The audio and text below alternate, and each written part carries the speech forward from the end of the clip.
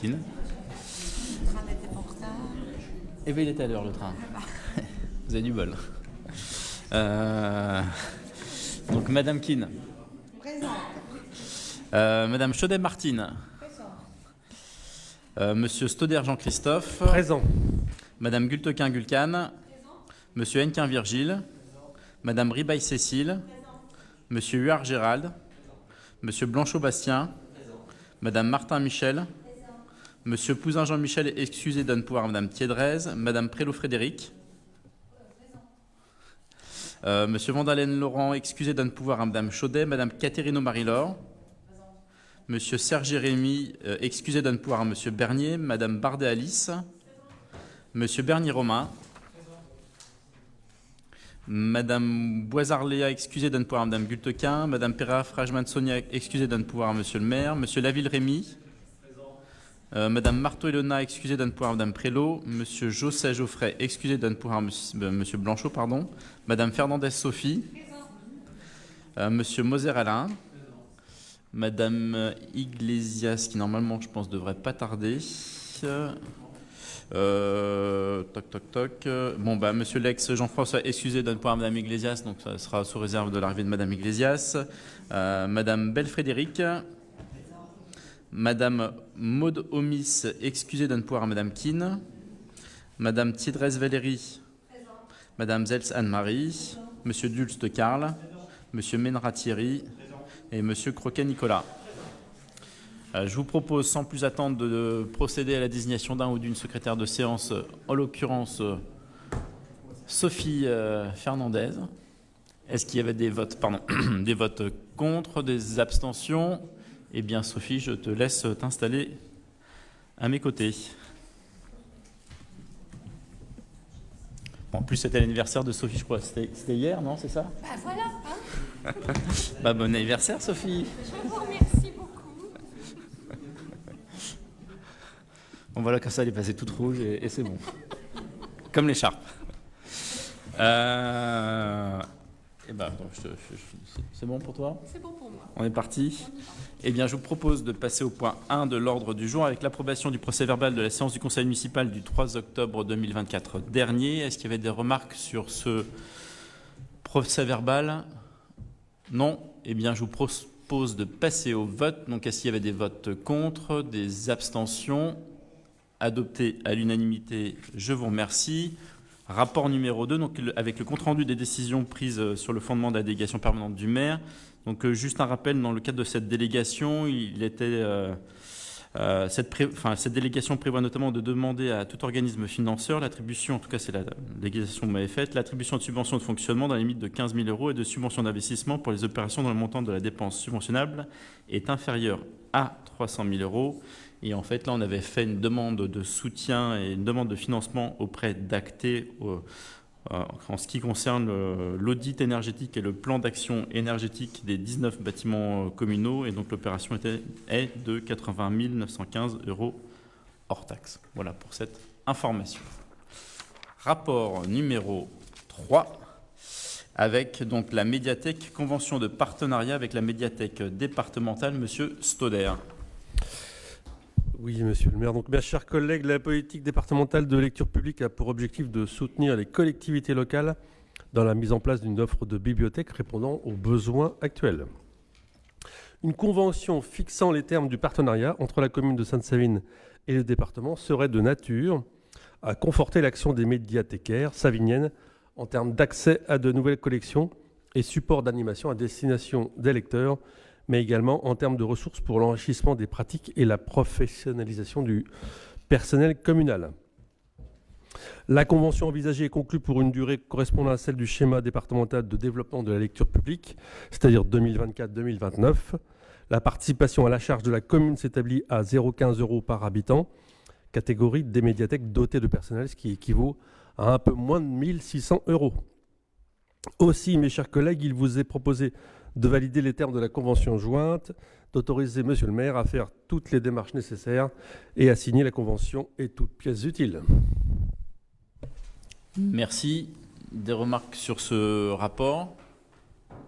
Oui, Anne-Marie. Oui, merci, monsieur le maire. Déjà, je ne peux que me féliciter que vous fassiez une convention avec la médiathèque départementale qui est de grande qualité. Mais moi, j'avais une question. Est-ce que vous avez des nouvelles à nous donner sur le projet de la médiathèque de Sainte-Savine? C'est vrai que j'ai loupé quelques séances de conseil et je ne sais pas si le sujet a été évoqué ou pas et voilà, où en sont le projet. Bah là, en fait, c'est l'avant. Enfin, après, c'est un peu là l'avancée un peu masquée, puisqu'on est dans les procédures administratives, donc avec notamment la partie notification d'une partie des marchés. Donc ça suit son cours, tout à fait. D'autres remarques? Eh bien, je vous propose de passer au vote. Est-ce qu'il y avait des votes contre? Des abstentions? Adopté à l'unanimité, je vous remercie. Donc rapport numéro 4 avec l'animation de la vie locale avec une subvention exceptionnelle pour l'association Y Grand Est. Madame Ribaille. Merci, monsieur le maire. Mes chers collègues, le conseil municipal, par sa délibération du 26 mars 2024, autorise les associations à déposer leur demande de subvention exceptionnelle jusqu'au 31 octobre 2024. L'association Y Grand Est a déposé en date du 30 août une demande de subvention exceptionnelle de 2 500 € pour l'organisation de l'événement Festisol qui aura lieu le samedi 23 novembre à l'Art Déco. Chaque mois de novembre, le Festival des Solidarités, également connu sous le nom Festisol, devient un rendez-vous essentiel pour célébrer et encourager une solidarité engagée envers le monde et les autres, s'inscrivant dans le cadre du mois de l'économie sociale et solidaire. Après étude de la demande, la commission culture association propose d'octroyer une aide financière à hauteur de 50% des frais annexes liés à la mise à disposition de l'Art Déco, sécurité et ménage dans la limite de 1 000 €. Aussi, mes chers collègues, il vous est proposé de valider l'attribution d'une subvention exceptionnelle à hauteur de 50% des frais annexes liés à la mise à disposition et d'autoriser monsieur le maire à faire les démarches nécessaires et à signer toute pièce utile. Merci. Des remarques sur ce rapport? Non. Eh bien, je vous propose de passer au vote. Donc, est-ce qu'il y avait des votes contre? Des abstentions? Adopté à l'unanimité. Et donc, toujours dans le cadre des subventions exceptionnelles, au niveau de l'animation locale, avec la subvention exceptionnelle pour la team cycliste Savinien, monsieur Hennequin. Merci, monsieur le maire. Mes chers collègues, le conseil municipal, par sa délibération du 26 mars 2024, autorise les associations à déposer leur demande de subvention exceptionnelle jusqu'au 31 octobre 2024. L'association Team Cycliste Savinien fait parvenir en date du 1er octobre 2024 une demande de subvention exceptionnelle de 3 000 € pour l'organisation des 3e et 4e manches finales de la Coupe de France de cyclocross dans le cadre du 3 cyclocross UCI les 23 et 24 novembre prochains au complexe Henri Terré de Troyes. Après étude de la demande, la commission culture association propose d'octroyer une aide financière de 2 000 € à l'association pour l'organisation de cet événement sportif. Aussi, mes chers collègues, il vous est proposé de valider l'attribution d'une subvention exceptionnelle de 2 000 € à l'association Team Cycliste Savinien pour l'organisation des 3e et 4e manches finales de la Coupe de France de cyclocross et d'autoriser monsieur le maire à faire les démarches nécessaires et à signer toute pièce utile. Merci. Des remarques sur ce rapport? Non, en tout cas, il faudra qu'on provisionne pour 2026, je crois, puisqu'en fait, a priori, il y aura l'organisation de la finale de Coupe de France, donc avec la remise. Donc, en tout cas, c'est une très belle organisation avec une association qui est, somme toute, assez récente, qui a réussi déjà à faire beaucoup de choses. Et l'association, effectivement, a son siège à Sainte-Savine, quand bien même l'épreuve a lieu sur la commune de Rosières à Henri Terré. Des remarques complémentaires? Eh bien, je vous propose de passer au vote. Est-ce qu'il y a des votes contre? Des abstentions? Adopté à l'unanimité, je vous remercie. Rapport numéro 6 avec le prêt de matériel roulant, avec une convention avec le lycée Édouard Herriot. Monsieur Blanchot.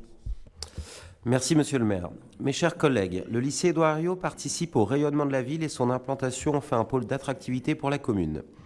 Le lycée sollicite la collectivité, comme chaque année, afin de disposer d'un véhicule utilitaire pour la réalisation de travaux des espaces verts. La commune dispose des véhicules utilitaires nécessaires et est, en conséquence, en mesure de mettre à disposition un véhicule utilitaire au profit du lycée Édouard Herriot. La présente convention a pour objet de régir les conditions de prêt de matériel. Il s'agit notamment du prêt d'un véhicule utilitaire Nissan Capstar ou Iveco modèle Daily 2.3. La mise à disposition du véhicule est consentie à titre gratuit. Aussi, mes chers collègues, il vous est proposé d'approuver les termes des conventions jointes à la présente, d'autoriser Monsieur le maire à signer la convention et effectuer toute démarche utile. Des remarques sur ce rapport. Donc, Monsieur Moser. Oui, non, mais je voudrais dire que la commune n'est absolument pas obligée d'apporter cette aide au lycée, et surtout que c'est une aide matérielle qui relève vraiment de la région. C'est-à-dire que ça veut dire que le lycée n'a pas les moyens matériels de pouvoir faire ces entretiens facilement d'espaces verts. Mais c'est une bonne chose, c'est bien, c'est très bien, puisque effectivement il y a une liaison entre la commune et le lycée. Ça fait partie du bassin de vie de la commune, mais il faut le rappeler, ça, c'est important. Tout à fait. Et on a eu aussi le plaisir, il y a quelques semaines, de faire la remise des diplômes du lycée au COSEC de Lannou-Lutel. Donc c'est un très bel événement et en tout cas le lieu se prête bien pour ce type d'événement. Et en tout cas le lycée, les familles et les jeunes étaient très contents d'être au COSEC pour cette remise des diplômes, puisque précédemment ça avait lieu à l'hôtel de ville de Troyes. Donc c'était quand même pas... voilà. Sur l'art déco, c'est compliqué parce qu'on n'a pas forcément la dimension et la structure pour, mais au niveau du COSEC, c'était une très belle organisation, c'était très bien et voilà, il y avait beaucoup de sourires et d'émotions. Je vous propose de passer au vote. Est-ce qu'il y a des votes contre, des abstentions? Adopté à l'unanimité, je vous remercie. Donc rapport suivant, rapport numéro 7 avec la vidéoprotection et la demande de fonds de concours pour la mise en place de 2 caméras auprès du SDEA. Monsieur Huard. Merci Monsieur le maire. Mes chers collègues, dans le cadre de notre politique globale de sécurité publique, nous avons décidé de mettre en place un système de vidéoprotection sur le territoire de Sainte-Savine. Le déploiement de ce dispositif permettra aux Saviniens de bénéficier d'un outil de dissuasion et de sécurisation et permettra également une assistance aux investigations de police. Actuellement, le parc est composé de 19 caméras fixes de vidéoprotection. La ville a fait le choix de passer par le syndicat départemental de l'énergie de l'Aube, donc SDEA, afin de déployer 2 caméras complémentaires de vidéoprotection. Donc elles seront positionnées une rue de Jean de la Fontaine et l'autre rue de la Maladière. Les travaux comprennent la fourniture, la pose, le génie civil et la somme à valoir pour imprévu.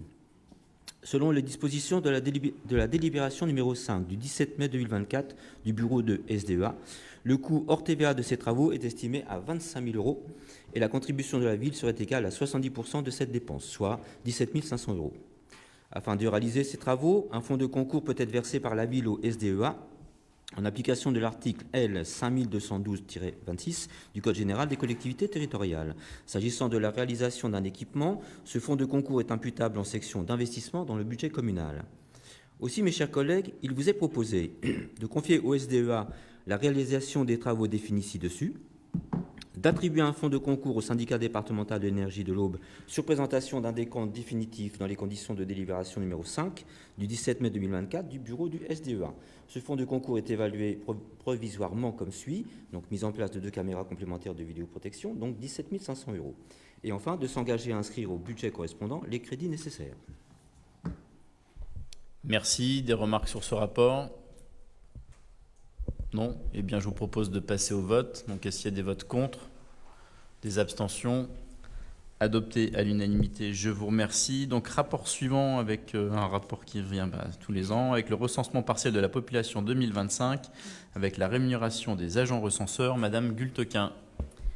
Merci Monsieur le maire. Mes chers collègues, le recensement partiel de la population se déroulera du 16 janvier au 22 février 2025.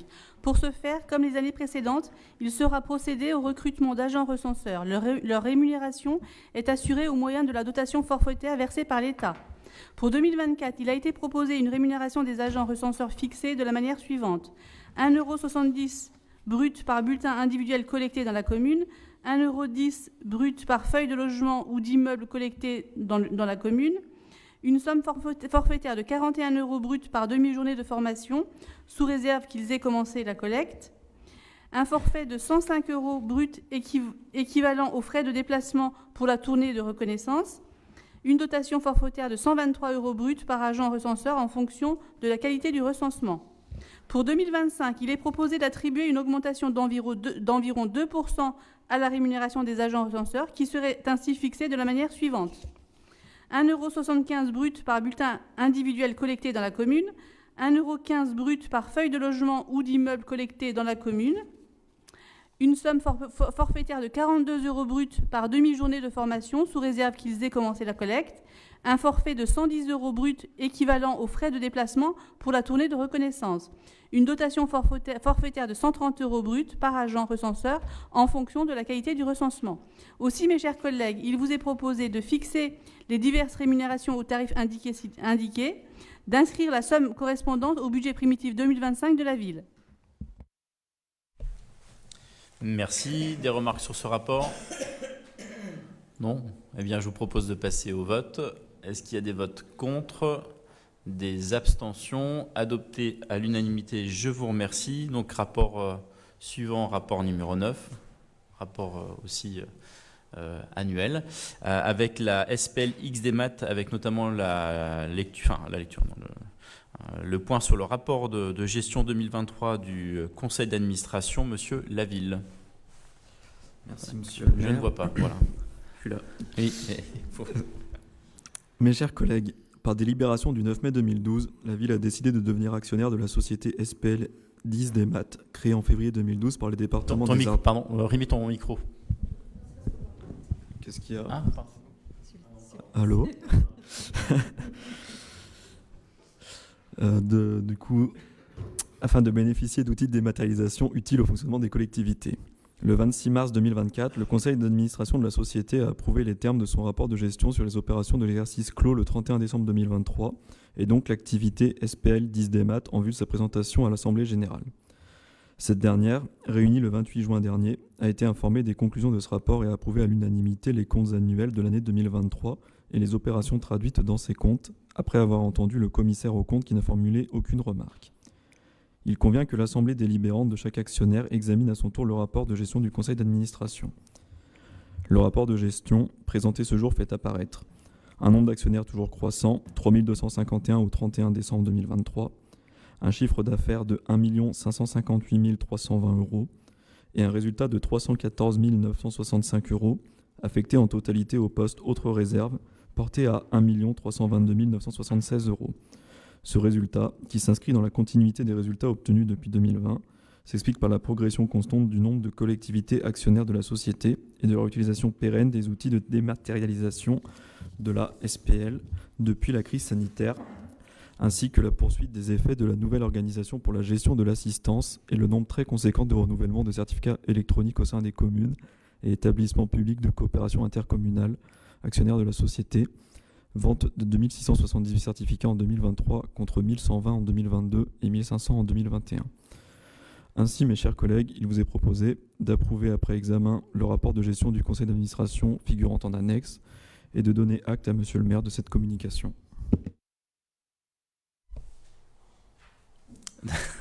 Merci. Merci Rémi. Des remarques sur ce rapport? Si je comprends bien, pardon. La société SPL XDMAT s'est constitué un fonds de réserve intéressant. Les affaires marchent. Non, mais c'est vrai que ça fonctionne très bien. Non, mais c'est pas une critique, c'est un commentaire, c'est quand même pas rien.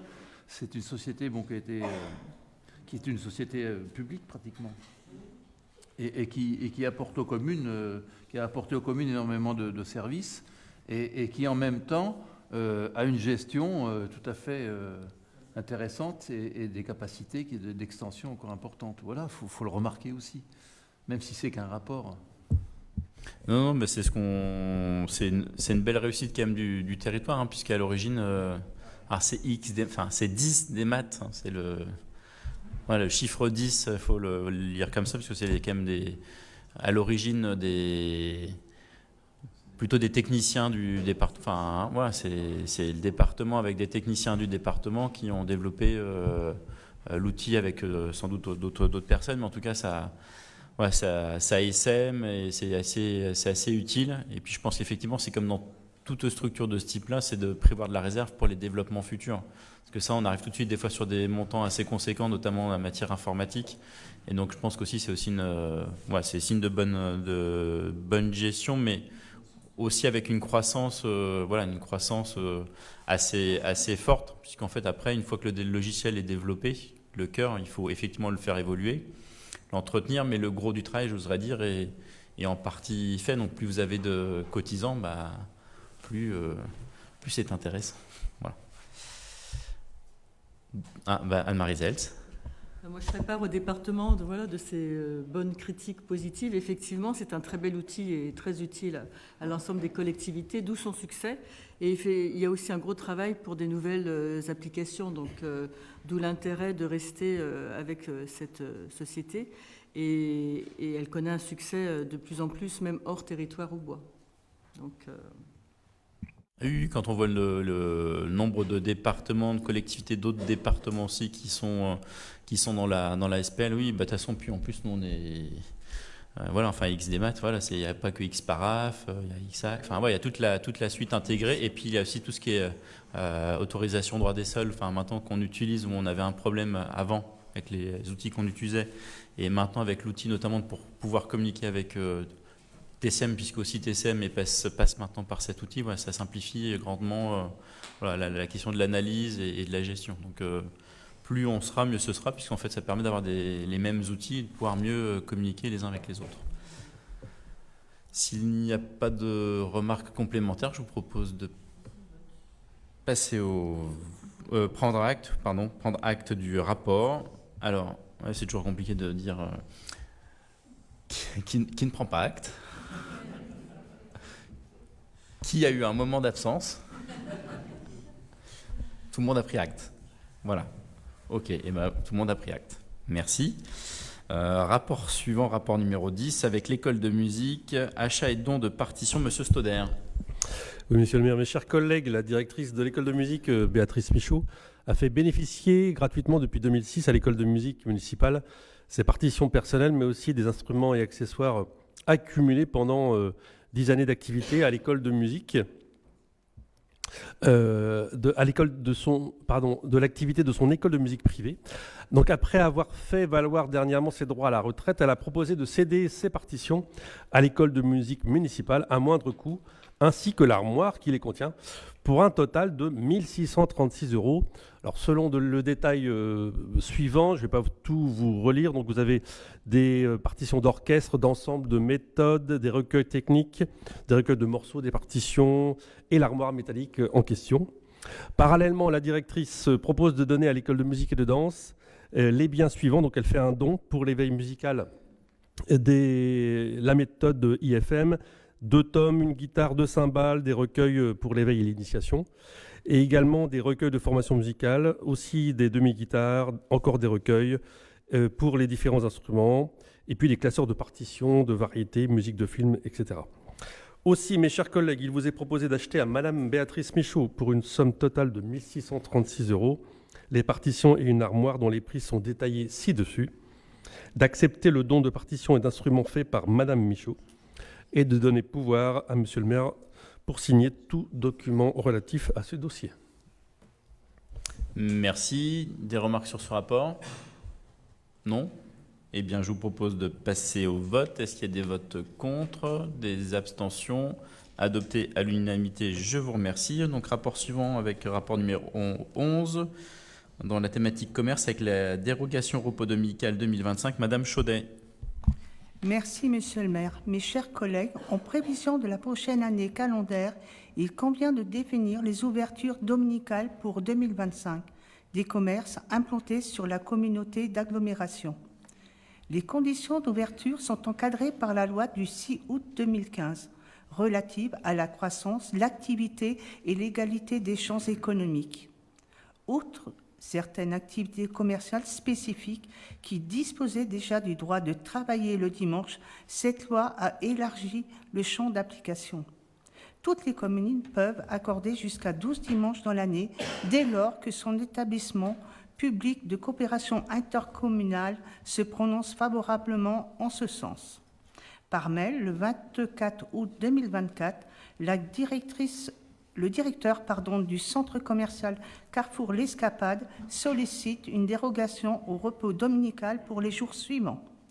Le dimanche 5 janvier 2025, le dimanche 13 avril, le dimanche 25 mai, le dimanche 29 juin, le dimanche 6 juin, le dimanche 31 août, le dimanche 23 novembre, les dimanches 7, 14, 21 et 28 décembre 2025. Par courrier du 12 août 2024, le directeur de Lidl à Sainte-Savine sollicite une dérogation au repos dominical pour les jours suivants. Le dimanche 21 décembre 2025. Par mail du 7 août, la directrice de Carrefour Contact, avenue Gallieni de Sainte-Savine, informe qu'au vu du calendrier des temps forts 2025, ne sollicite pas de dérogation au repos dominical. La direction du supermarché Bien, avenue Gallieni, Sainte-Savine, n'a pas sollicité de dérogation au repos dominical pour l'année 2025. Le nombre de ces dimanches excédant 5 pour l'année 2025 et la ville de Sainte-Savine souhaitant y apporter une suite positive. Il vous est donc proposé de solliciter l'avis 3 de Champagne Métropole afin que le Conseil communautaire délibère sur ce calendrier d'ouverture dominicale. D'autoriser Monsieur le maire ou son représentant à prendre un arrêté fixant le calendrier des ouvertures dominicales sur la commune pour l'ensemble de l'année 2025. Merci. Des remarques sur ce rapport? Non. Eh bien, je vous propose de passer au vote. Donc, est-ce qu'il y a des votes contre? 1, Monsieur Croquet. Abstention? 1, Monsieur Ménera. Et bien donc adopté à la majorité. Je vous remercie.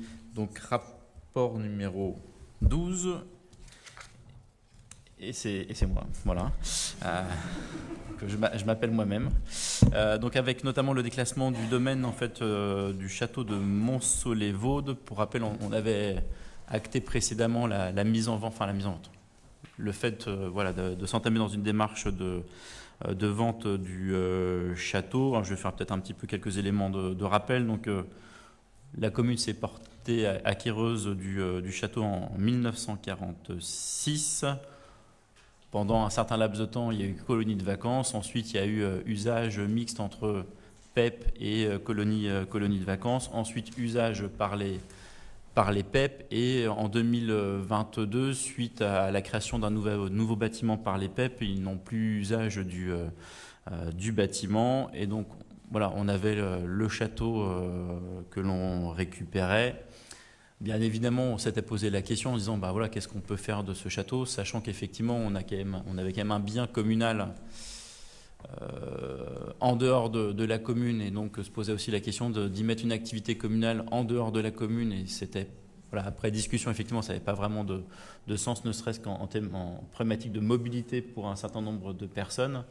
À partir du moment où on avait un frein pour un certain nombre de personnes à venir, sachant que ça ne pouvait plus être une colonie de vacances, parce que de toute manière, en termes de travaux, etc., ça aurait été conséquent. Donc on avait entamé, on avait validé ensemble la cession du château. On en avait informé aussi assez rapidement M. Van der Ostin, le maire de Montsolet-Vaude, de la démarche, aussi de savoir si la commune éventuellement souhaitait se porter acquéreuse du château. Bien évidemment, la commune est quand même beaucoup plus petite que Sainte-Savine. En termes de moyens financiers, c'était plus compliqué. Pour autant, après échange avec le maire, il souhaitait quand même qu'on puisse, si possible, essayer de cibler un acquéreur qui soit dans une logique d'activité économique pour aussi contribuer quelque part aussi au développement indirectement de la commune et à la vie de la commune. Tout ça nous a amené en fait à un certain nombre d'échanges, de rencontres avec un certain nombre d'acteurs, de projets qui ont aussi échoué, qui n'ont pas forcément abouti, des fois des difficultés techniques. Donc avait été mis dans la boucle à la fois l'agence de développement économique Business Sud Champagne, l'agence de tourisme aussi, qui avait aussi mis en relation avec un certain nombre de personnes, et enfin récemment, depuis quelques semaines et quelques mois, quelqu'un s'était manifesté avec un intérêt plutôt certain, puisqu'il avait fait une proposition, en tout cas une lettre d'intention, Et donc, ça avance plutôt bien. Et donc, il y a nécessité de maintenant de nous accélérer un petit peu les choses dans la mesure où, en fait, notamment, c'est si on avance sur la question de la cession, il faut qu'on puisse déclasser, en fait, le château. Et donc, puisqu'on l'avait acquis pour un usage collectif, donc nécessité de déclasser le château pour pouvoir le mettre en vente.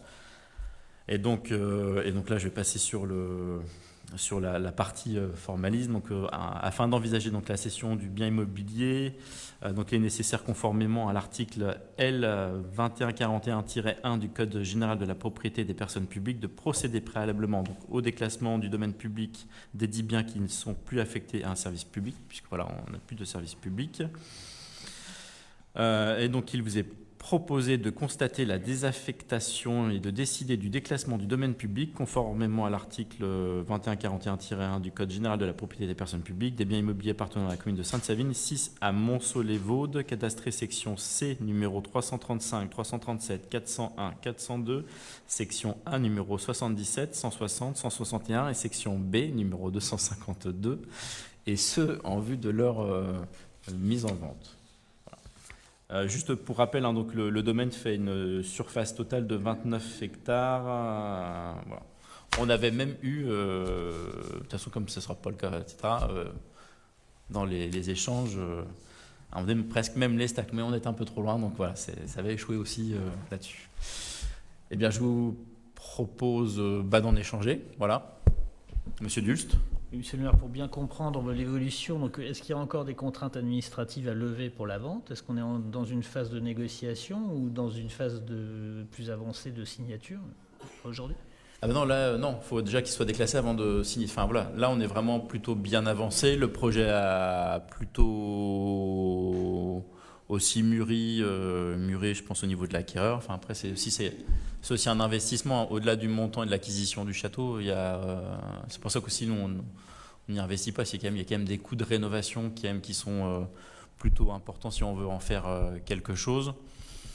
Donc voilà, ça a bien avancé aussi par rapport à la personne qui souhaite acquérir, comme la personne qui souhaite acquérir le château pour une activité économique, et donc aussi financièrement, il y a forcément question de plan de financement, une chose qui s'affine au fil de l'eau. Mais ça sera l'objet de phases suivantes.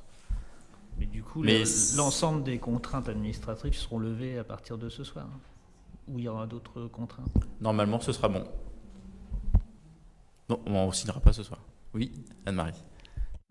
Je voulais savoir si la communauté de communes était dans le coup aussi c'est Bar-sur-Seine du coup là, non? La communauté de communes, c'est Montceau-les-Vaudes. C'est Trois-Champagnes Métropole. Ah, c'est Trois-Champagnes? Oui.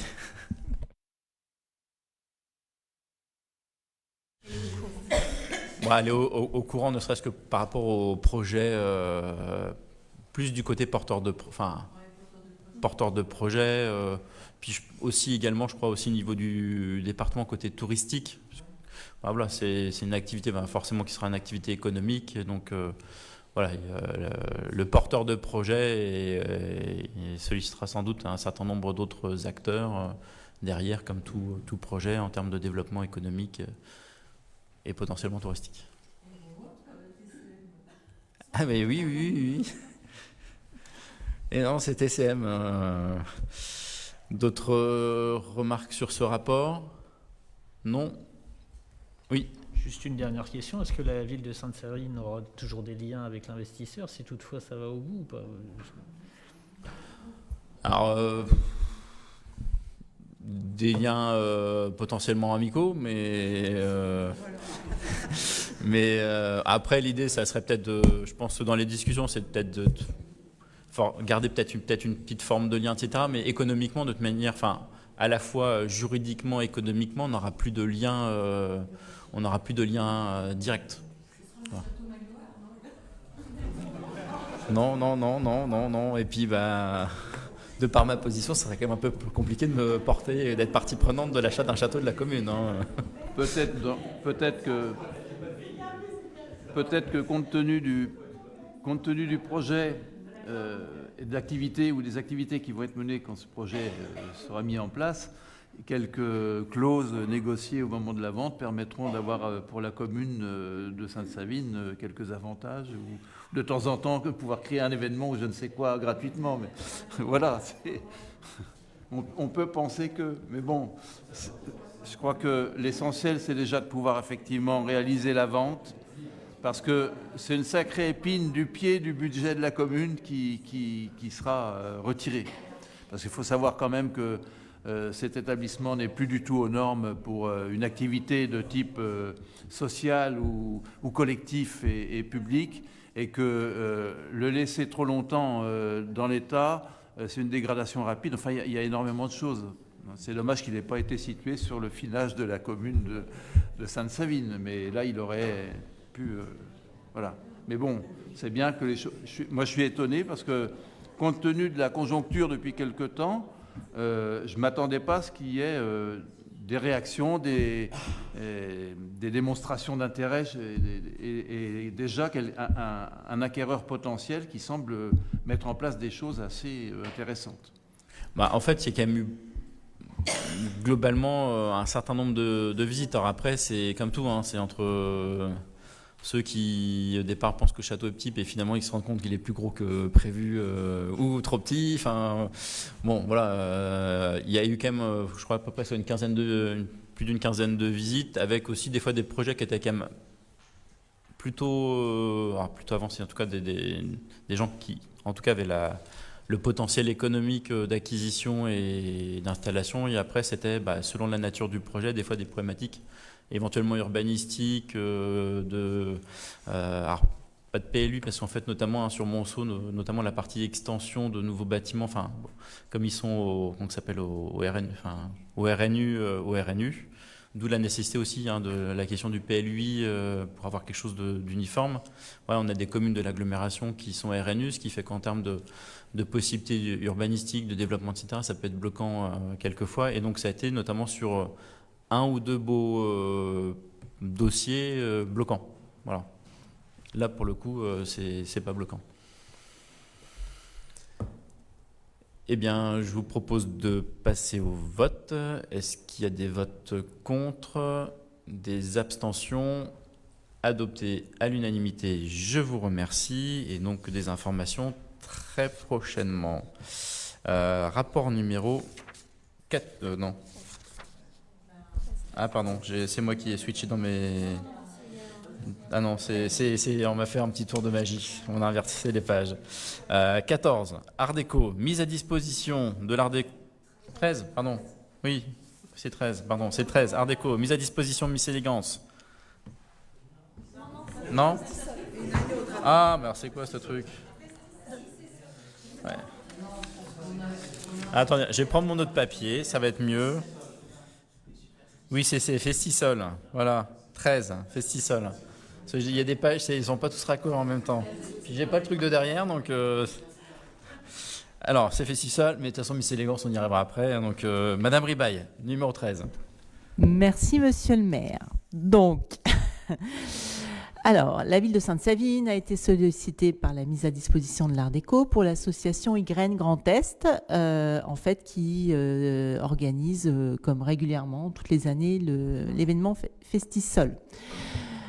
Donc, effectivement, le Festisol est le rendez-vous incontournable pour célébrer et promouvoir une solidarité. Cette année à Sainte-Savine, ce sera autour de la coopération, donc des ateliers. L'événement aura lieu le 23 novembre 2024. Ça va commencer de 15h30 à 20h. En fait, ça va être des tables rondes autour du développement durable. Ils vont aussi mettre à l'honneur l'objectif 17, qui est effectivement l'idée d'arriver avec des objectifs précis au niveau plus large, national et autres,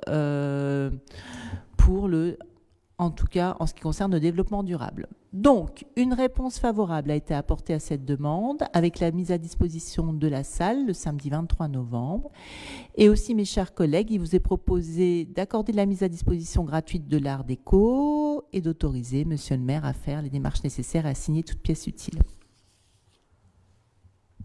Merci. Des remarques sur ce rapport? Non? Eh bien, je vous propose de passer au vote. Pour rappel, le mois de novembre, c'est le mois de l'économie sociale et solidaire. Voilà. Pas de remarques? On passe au vote? Eh bien, s'il y a des votes contre, des abstentions, adopté à l'unanimité. Donc, rapport numéro 14, avec toujours Art Déco, mise à disposition pour... Non.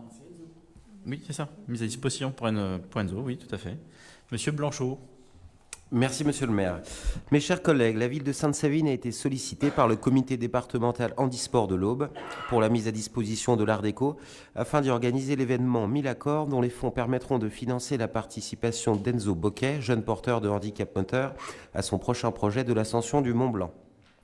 Une réponse favorable a été apportée à cette demande avec la mise à disposition gracieuse de la salle le vendredi 15 novembre prochain de 9h à 23h. Il est proposé l'Art Déco à titre gracieux avec une prise en charge des frais techniques de nettoyage et de sécurité pour la ville à hauteur de 1018,18 €. Aussi, mes chers collègues, il vous est proposé d'accorder la mise à disposition gratuite de l'Art Déco pour la soirée organisée par le comité départemental handisport de l'Aube en faveur du projet d'Enzo Boquet et d'autoriser monsieur le maire à faire les démarches nécessaires et à signer toute pièce utile. Pardon? Oui, oui, c'est entre l'envoi du... Mais le prochain très proche. Voilà.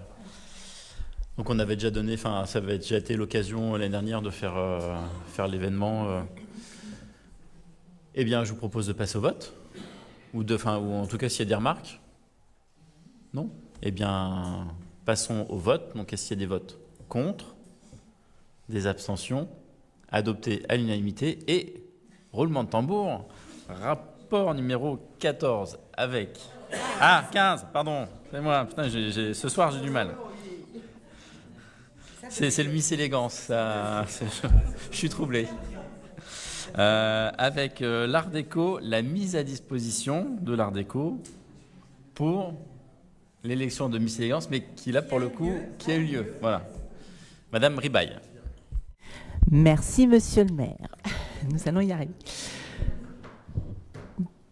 Donc, la ville de Sainte-Savine a été sollicitée pour la mise à disposition de l'Art Déco par l'association Clem Event afin d'y organiser l'événement Miss Élégance, donc qui a eu lieu effectivement le samedi dernier, le 9 novembre 2024. Donc, pour rappel, son concours local a pour but de mettre en avant l'élégance et les qualités personnelles des candidates. En général, on met en avant un talent, en partenariat avec des acteurs locaux pour valoriser la culture et le patrimoine de la région et du département. Donc, pour rappel aussi, c'est en général chaque année, l'association, l'événement, sollicite une commune. Ça a eu lieu déjà dans des autres communes. Il y a toujours, en général, une mise à disposition gratuite d'une salle.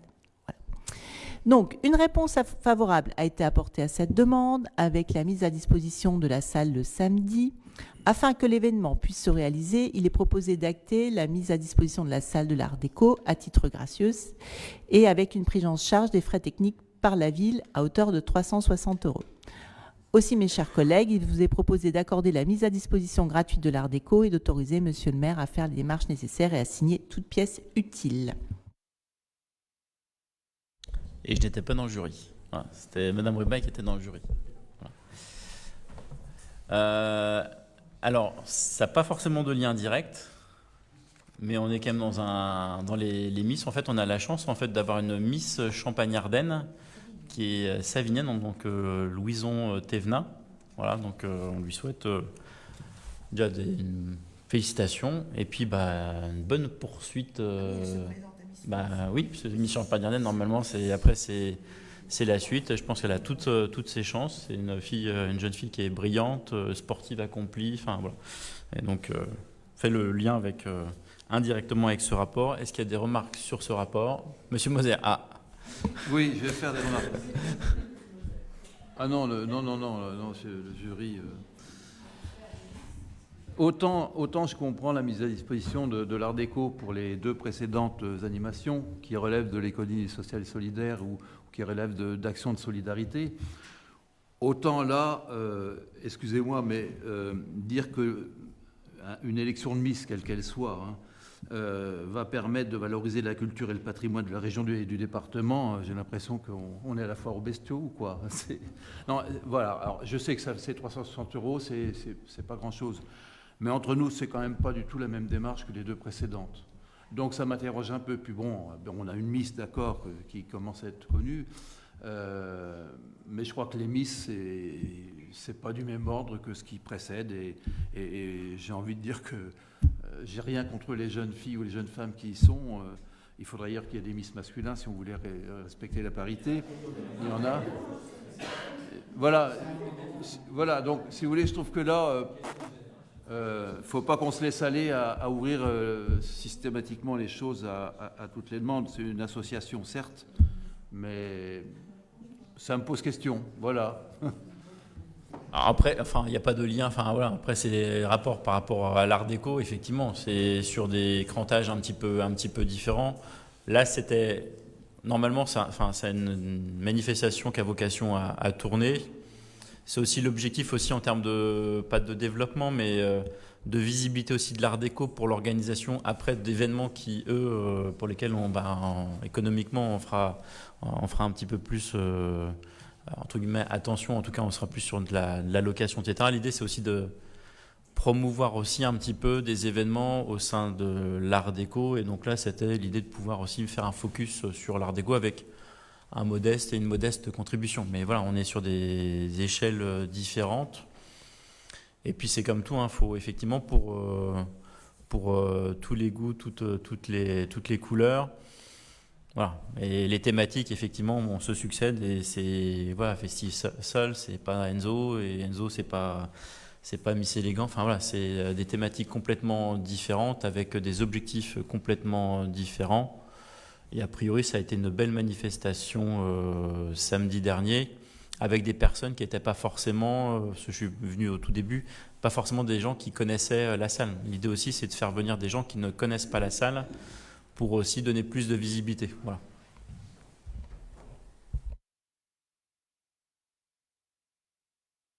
Je vous propose de passer au vote. Donc, est-ce qu'il y a des votes contre, des abstentions? Adopté à l'unanimité, je vous remercie. Donc, rapport suivant, rapport numéro... pour le principe, je pourrais m'abstenir, excusez-moi, c'est pas grand-chose. Voilà, si vous voulez compter une abstention. C'est noté. Et donc, adopté à la majorité. Oui, c'est 16, oui. Vous allez finir par me faire mélanger les pinceaux, là. 16 actions éducatives avec subvention classe nature 2024 et école élémentaire au Brac, Madame Keane. Merci, Monsieur le maire. Mes chers collègues, les écoles publiques de la ville sont normalement subventionnées à hauteur de 500 € comme le prévoit la délibération numéro 8 du 30 janvier 2019 lorsqu'elles organisent une ou plusieurs classes vertes. La municipalité souhaite subventionner à hauteur de 700 € la classe nature, non pas qui n'a pas eu lieu à Chappes, mais si vous vous souvenez, il y avait eu des inondations et le site de Chappes était trop dangereux. Donc l'enseignant s'est rabattu sur Ménil-Saint-Père, donc au profit des élèves de CM2 de l'école élémentaire au Brac, qui a eu lieu du 13 au 17 mai 2024. Le paiement se réalisera sur présentation des factures. Aussi, mes chers collègues, il vous est proposé d'approuver la subvention exceptionnelle de 700 € à l'école élémentaire Aubrac pour l'organisation de sa classe nature et d'autoriser Monsieur le maire à faire les démarches nécessaires et à signer toutes pièces utiles. Merci. Des remarques sur ce rapport? Non. Eh bien, je vous propose de passer au vote. Est-ce qu'il y a des votes contre? Des abstentions? Adopté à l'unanimité, je vous remercie. Donc, rapport suivant avec toujours des actions éducatives, subvention classe de neige 2025, Madame Caterino. Merci, Monsieur le maire. Mes chers collègues, nous devons actualiser le dispositif relatif aux subventions attribuées aux 4 écoles élémentaires de Sainte-Savine, donc la délibération du 30 septembre 2016, en prévision de la classe de neige qui sera organisée l'année prochaine du 12 janvier au 17 janvier 2025 à Autran, au profit des élèves de CM2.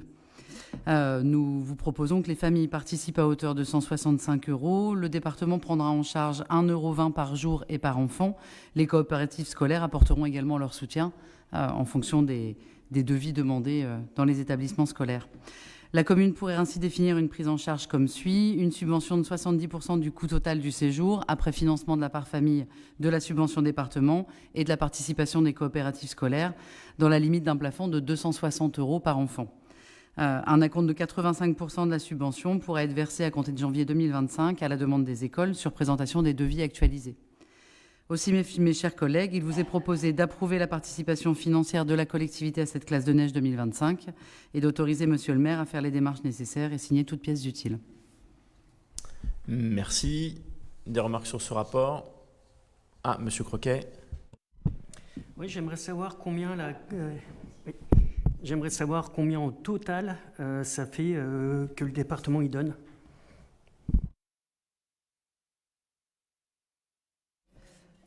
Si vous me permettez. On n'a pas encore les inscrits en fait. Ouais, en fait, le nombre d'enfants, les devis sont actualisés, mais ça peut être encore en mouvement. C'est-à-dire qu'entre les devis initiaux, les devis transmis par les écoles, on n'est pas au nombre juste. Hier, la classe élémentaire Ferry nous indiquait par exemple qu'il y aurait sûrement un élève supplémentaire. En tout cas, ça représente 7,20 € sur la semaine par enfant. Donc à multiplier en moyenne. Et d'ailleurs, je rebondis, c'est pour ça qu'on a demandé une révision, c'est que jusqu'à présent, les subventions étaient attribuées en globalité et pas forcément liées au nombre d'enfants qui partaient avec les classes, sauf qu'en réalité, il y a une différence entre une classe qui part avec 21 enfants et une classe qui part avec 28. Voilà. Et ils ne sont pas des collégiens, donc c'est pas une compétence du c'est pas une compétence du département. Hein, pour, je sais que faut les remercier de faire cette aumône. Oui, Anne-Marie Tizet. Oui, justement, c'est bien de souligner, Arnaud, ce n'est pas une compétence du département. Et en plus, si on prend en charge tous les CM2 du département pour des actions, ça finit par coûter quand même très cher, Monsieur Croquet. Je pense que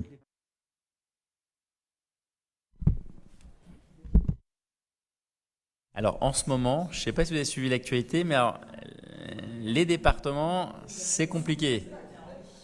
Tout le monde, c'est compliqué. Ouais, mais il y a des départements, alors, on a de la chance hein, sur l'Aube. Hein, j'ai croisé une élue d'un département hein, qui était sur limite aussi un plan social dans un département. Je dirais à peu près 500, à peu près 400 à 500 personnes de moins.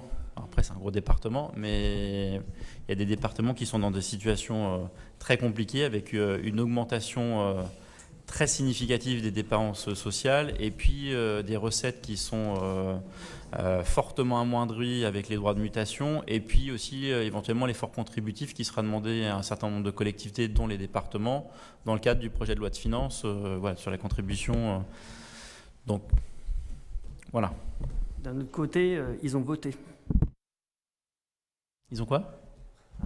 Les gens, il y a tout le monde qui a voté. Donc tout le monde a voté pour avoir ce programme-là. C'est en débat, hein, donc on compte aussi sur les parlementaires de tous bords politiques pour que voilà. Eh bien, je vous propose de passer au vote. Est-ce qu'il y a des votes contre, des abstentions? Eh bien, adopté à l'unanimité. Je vous remercie. Et donc, rapport numéro 18 avec toujours les actions éducatives avec subvention 2024 pour le projet scientifique de l'œuf à la poule pour l'école maternelle Guingouin, Madame Keane. Merci, Monsieur le maire. Mes chers collègues, chaque année, tous les élèves de l'école maternelle Georges Guingouin travaillent sur le thème de la découverte du vivant. En 2024, l'équipe pédagogique de l'école a souhaité faire découvrir aux enfants un élevage et faire vivre aux enfants une expérience que très peu d'enfants ont l'occasion de partager au sein des familles. C'est à ce titre que la municipalité souhaite subventionner à hauteur de 395 € le projet scientifique de l'œuf à la poule, avec achat d'un kit fourniture couveuse des œufs de l'école maternelle Guingouin. Le paiement se réalisera sur présentation des factures. Aussi, mes chers collègues, il vous est proposé d'approuver la subvention exceptionnelle de 395 € en faveur de l'école maternelle Guingouin et d'autoriser Monsieur le maire à faire les démarches nécessaires et à signer toute pièce utile. Merci beaucoup. Est-ce qu'il y a des remarques sur ce rapport ? Monsieur Moser. Si j'ai bien compris, donc l'école va faire couver les œufs. Les œufs fécondés, j'espère, parce que c'est pas les œufs forcément. Mais ça veut dire qu'après, il va y avoir des poules, et des poules. Donc vous allez installer un poulailler à l'école maternelle. Ça a été donné aux familles. Ah d'accord. Voilà. Ouais. Non, mais voilà, c'était pour savoir un petit peu comment ça allait se passer. Il y a un problème. C'est bon. Donc vous avez entendu ma réponse, monsieur Moser. Les poussins, ils ont été donnés aux familles. D'accord, oui. Vous les gardez. Ben non. Hein? Donc ça fera des poules dans les familles.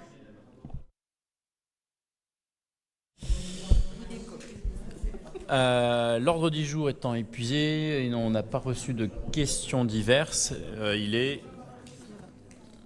19h30, la séance est terminée et est levée.